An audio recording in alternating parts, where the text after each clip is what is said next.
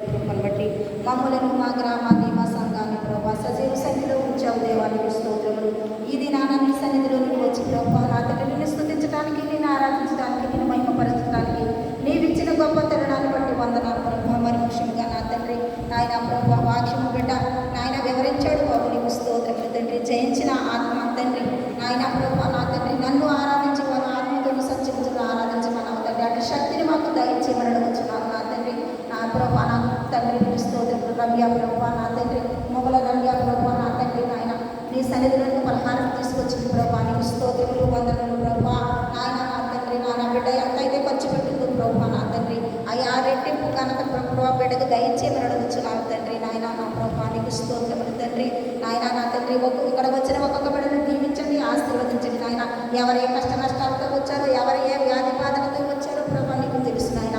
వారి అంతరంగాన్ని బట్టి వారికి సహాయం చేయమని ఏ అతి పరిశుద్ధ నామములో అడిగి వేడుకుంటున్నాను